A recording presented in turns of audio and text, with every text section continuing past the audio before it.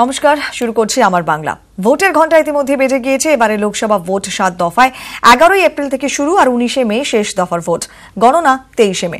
লোকসভা ভোটের সঙ্গে বিধানসভার ভোট হতে চলেছে অন্ধ্রপ্রদেশ, অরুণাচল প্রদেশ, ওড়িশা এবং সিকিম, এই 4টি রাজ্যে। জম্মু কাশ্মীরে আপাতত বিধানসভা ভোট হচ্ছে না।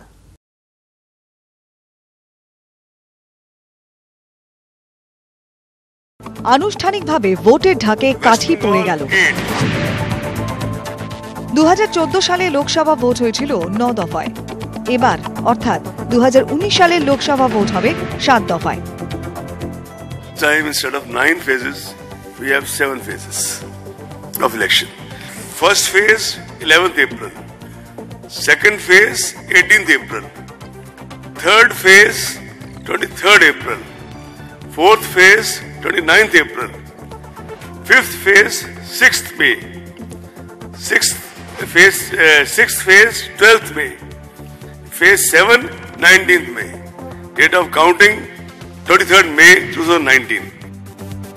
এক দফায় ভোট হবে দিল্লি, অন্ধ্রপ্রদেশ, গুজরাট, কেরল, গোয়া, হরিয়ানা, তেলেঙ্গানা, তামিলনাড়ু সহ 22টি রাজ্যে। 2 দফায় ভোট হবে 4টি রাজ্যে, কর্ণাটক, মণিপুর, রাজস্থান এবং ত্রিপুরায়। 3টি দফায় ভোট হবে 2টি রাজ্যে, অসম ও ছত্তিশগড়। 4টি দফায় ভোট 4 রাজ্যে, ঝাড়খণ্ড, মধ্যপ্রদেশ, মহারাষ্ট্র এবং ওড়িশা। 5 দফায় ভোট একমাত্র জম্মু কাশ্মীরে। 6 দফায় কোনো রাজ্যেই ভোট হচ্ছে না। 7 দফায় ভোট 3টি রাজ্যে, বিহার, উত্তরপ্রদেশ এবং পশ্চিমবঙ্গ।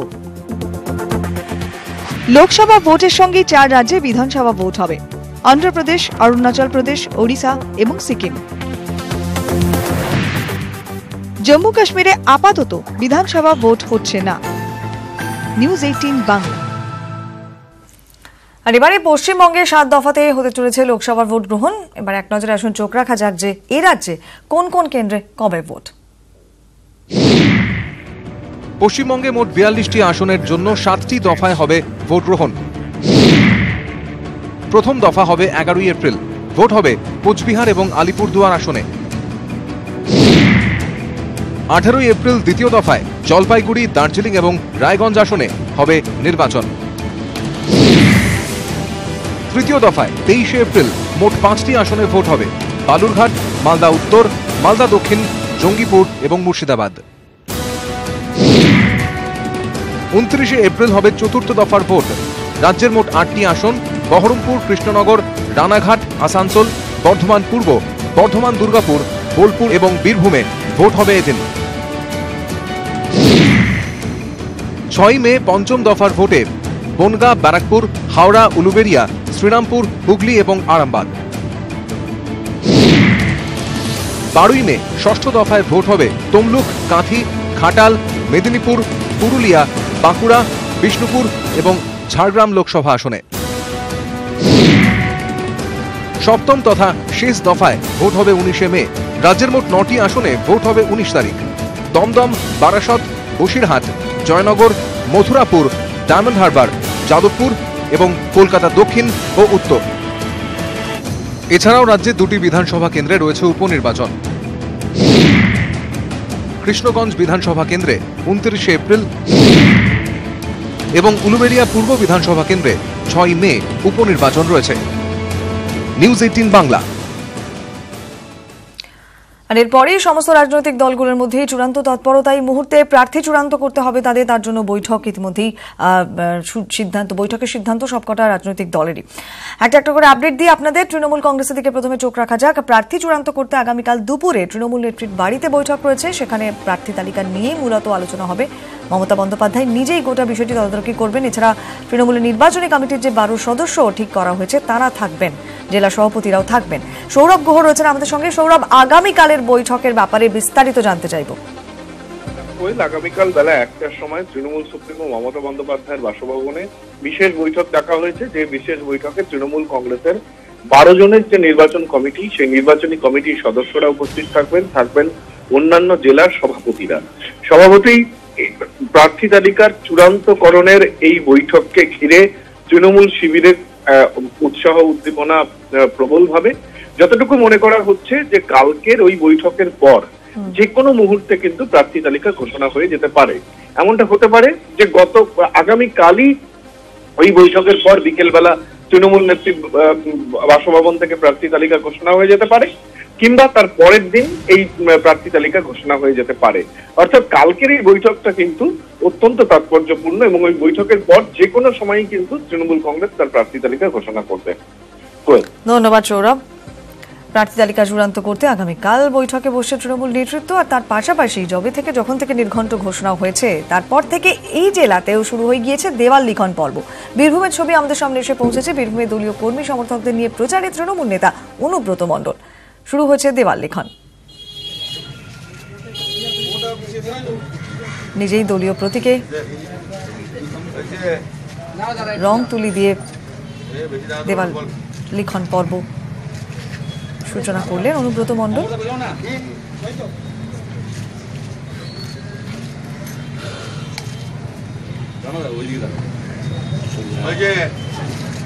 আমরা দেয়াল লিখতে আরম্ভ করে দিলাম নাম বাদ দিয়ে, কেন নাম আমাদের মমতা ব্যানার্জি ঘোষণা করবে, ওই জন্য আজ থেকে এই চিহ্নে ভোট দিন আর ফুল রাখলাম। এবার তো ভোট পাচন শুরু হয়ে যাবে। হ্যাঁ 100 কাল থেকে কি তাহলে পাচন শুরু? হ্যাঁ, উর্বর জমি চাষ করার জন্য আরম্ভ হয়ে গেছে। কবে থেকে শুরু হবে? ও রেগুলার চলছে। অনুব্রত মণ্ডলের বক্তব্য শুনলাম। যেমনটা আপনাদের বলছিলাম, ইতিমধ্যেই তৎপরতা তুঙ্গে রাজনৈতিক দলগুলোর।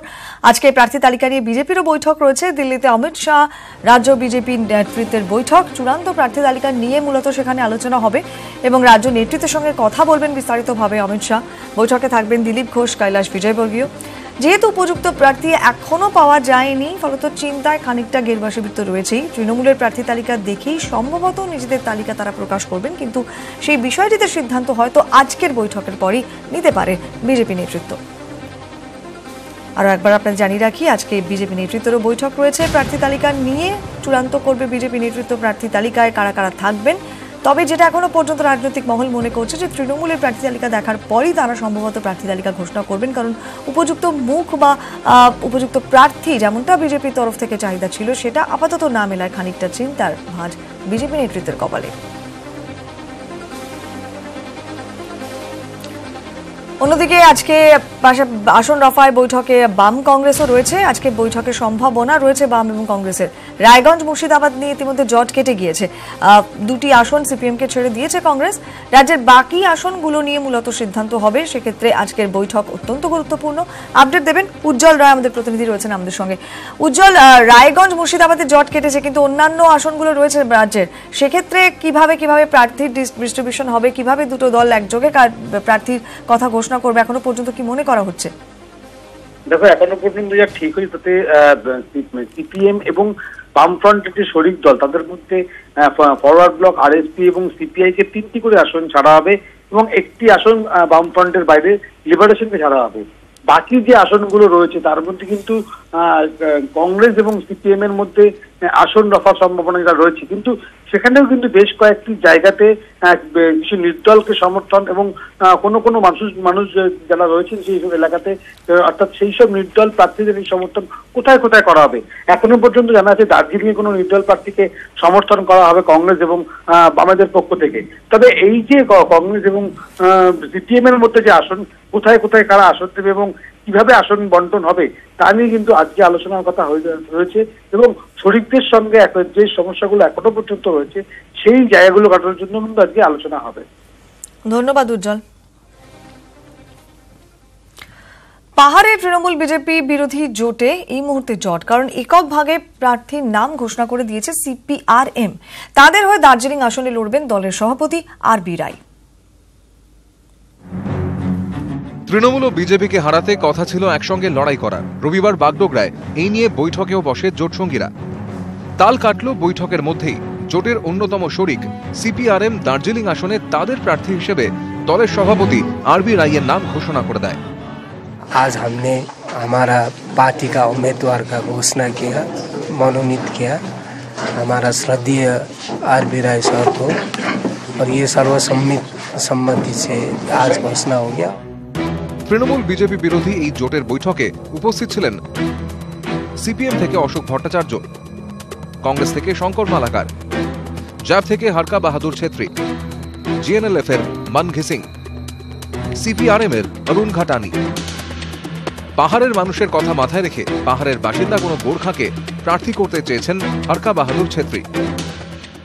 कोई इंडिविजुअल पार्टी ने जो इसका मेंबर होने के बावजूद अलग से कुछ डिक्लेयर किया हो तो उस पर मुझे कुछ नहीं कहना। 13 तारीख मध्य डिसाइड करे नेबे जे के होते पारे कनसेंसास कैंडिडेट पार्टी होगा और गोरखा होगा। সমতলের কোনো বাসিন্দা প্রার্থী হলে আপত্তি নেই জিএনএলএফ এর। তাদের দাবি তৃণমূল এবং বিজেপির থেকে সম দূরত্বের যে কেউ প্রার্থী হতে পারে। कोई भी हो सकता है लेकिन local person who understands the problem of this who is facing all these atrocities and whatever। তবে পাহাড়ের এই জোটকে গুরুত্বই দিতে রাজি নন তৃণমূল কংগ্রেস নেতা গৌতম দেব। একটা রাজনৈতিক দল যখন সঙ্গীন অবস্থা হয় তখনই তারা সিম্বল বাদ দিয়ে ঐক্য করার চেষ্টা করে অন্যদের সাহায্য নিয়ে। এই ভোটের সময় এই ধরনের তামাশা এটা মানুষ ভালোভাবে নেয় না। জট কাটবে বলে এখনো আশাবাদী জোটের নেতারা। 15ই মার্চের মধ্যে প্রার্থী চূড়ান্ত হবে, তার আগেই জট কাটবে বলে মনে করছে সিপিএম, যদিও কংগ্রেস এখনো হাইকমান্ডের দিকেই তাকিয়ে। দার্জিলিং থেকে পার্থপ্রতিম সরকার ও প্রণব ছেত্রী, নিউজ 18 বাংলা। ভোটের নির্ঘণ্ট ইতিমধ্যেই ঘোষণা, আর তার জন্য সেই ভোট নিয়ে সাধারণ মানুষকে সচেতন করতে উদ্যোগী হয়েছে প্রশাসন। চন্দ্রকোনা 1 ব্লকে এক অভিনব উদ্যোগ চোখে পড়ল।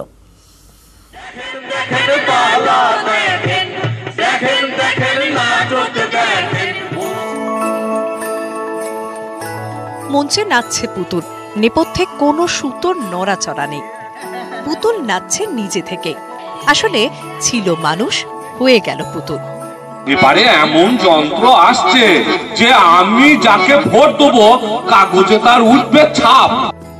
সন্ধেবেলায় মঞ্চ বেঁধে পুতুল নাচ নয়, পুতুল নাচল দিনভর। পুতুলের আড়াল থেকে চলল ভোট নিয়ে সচেতনতার প্রচার। নিয়ে শ্বশুর বাড়িতে গেলেই নাম উঠে যাবে, বুঝলেন?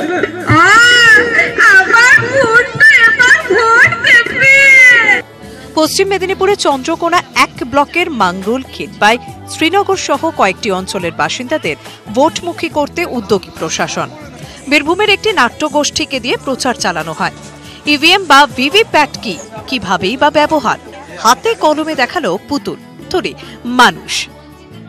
মানব পুতুল নাটক বীরভূম সংস্কৃতি বাহিনীর একটি জনপ্রিয় নাট্য মাধ্যম। আমরা এই মানব পুতুল নাটকের মাধ্যমে নির্বাচন কমিশনের এবছর যে সিদ্ধান্তগুলি নির্বাচন কমিশন নিয়েছে ভোটারদের স্বার্থে, সেই বিষয়গুলি প্রচার করছি। বিশেষ চাহিদা সম্পন্নদের জন্য নির্বাচন কমিশন যে বিশেষ ব্যবস্থা নিয়েছে তাও নাটকের মাধ্যমে তুলে ধরেন মানব পুতুলেরা।